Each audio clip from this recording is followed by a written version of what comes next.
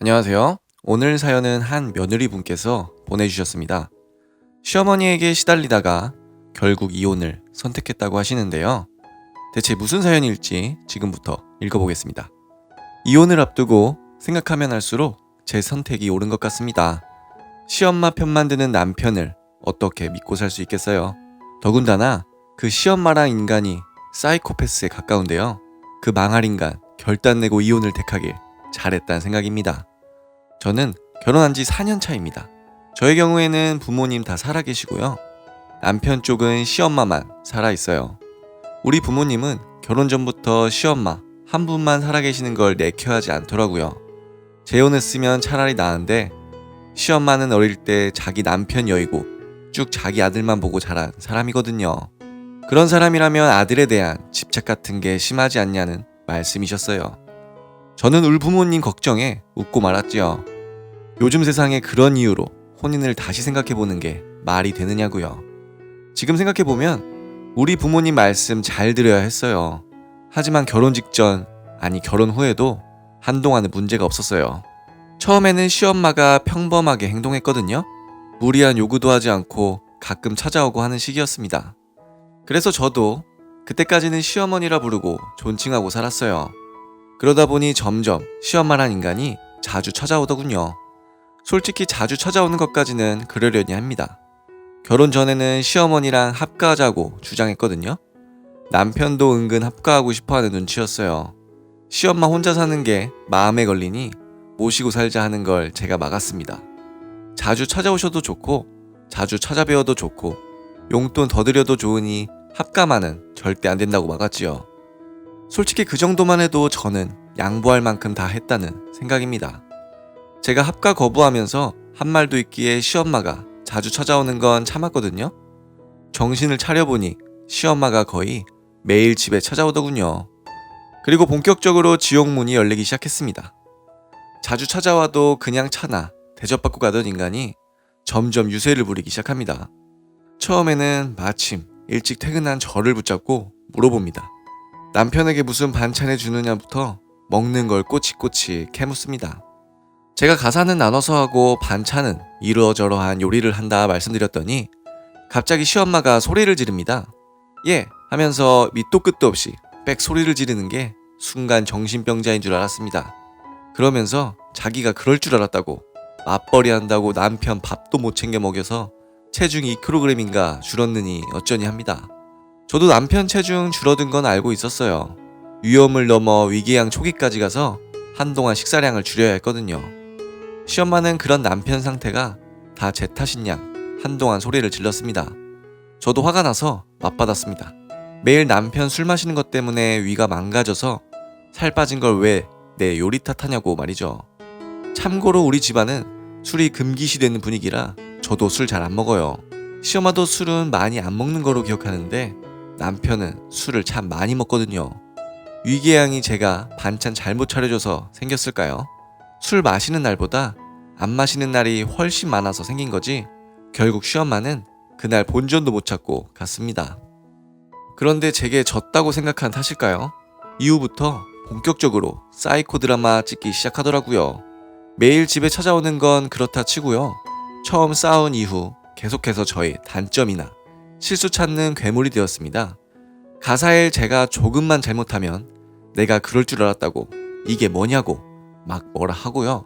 심지어 며칠 연속으로 야근하고 늦게 집에 들어오니 제 면전에서 이렇게 말하더군요.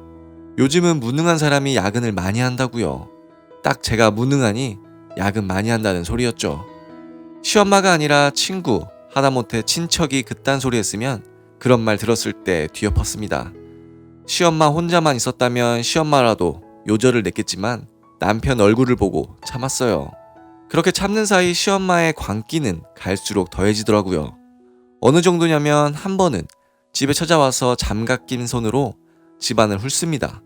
그리고 먼지가 많다고 저를 들볶는 겁니다.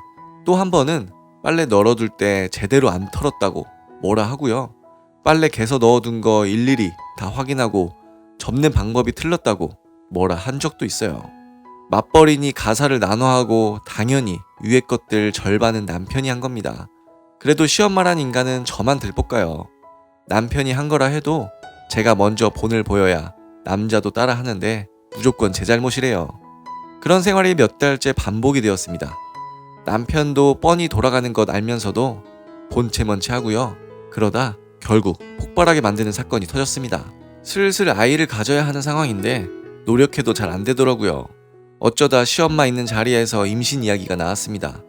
노력해도 애가 잘 안 생긴다는 말을 하는데 시엄마가 이런 말을 하는 겁니다. 노력해도 돌밭에 싹 안 나는 법이라고요.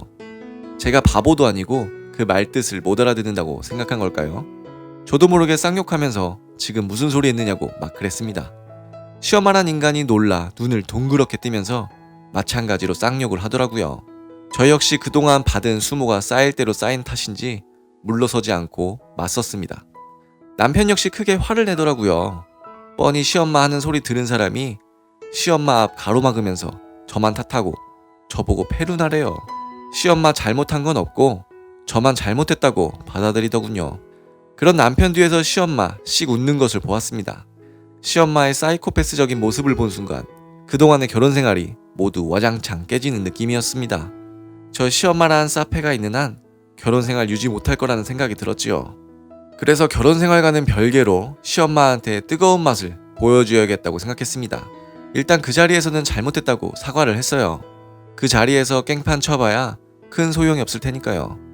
정말 굴욕적이었지만 잘못했다고 사과를 해서 그 자리는 어떻게 넘어갔습니다. 이후 시엄마는 더 기가 살아서 날뛰더라고요. 한동안은 저도 참았습니다. 대신 저는 책 잡히지 않으려고 조심하면서 시엄마의 치부를 확보해갔어요. 저에게 한 짓은 물론이거니와 병원비로 쓴다고 돈 빌려서 자기 화장품이나 남편 선물 산 것들, 누구 뒷담화한 것, 카톡으로 시엄마가 다니는 단체 사람들 욕한 것, 가능한 모든 것들을 확보했습니다. 그리고 난 다음 그것들을 다 터뜨렸어요. 시엄마의 치부를 모을 대로 모아서 다 터뜨리고 나니 정말 대형 폭탄이더라고요. 제게만 잘못한 게 아니라 남에게도 함부로 대하며 인생을 막 사는 인간이라는 사실이 만천하에 드러난 거죠. 덕분에 시엄마가 다니던 무슨 종교단체에서도 평이 나빠져서 사실상 나와야 했고 친구나 친척들과도 관계가 끊어졌답니다. 남편도 없고 사회생활도 힘들어진 진짜 홀몸이 된 거죠. 시엄마도 자기를 그렇게 만든 폭탄을 터뜨린 장본인이 저라는 걸 알았습니다. 바로 저 찾아와서 죽이려 하면서 난리가 났지요.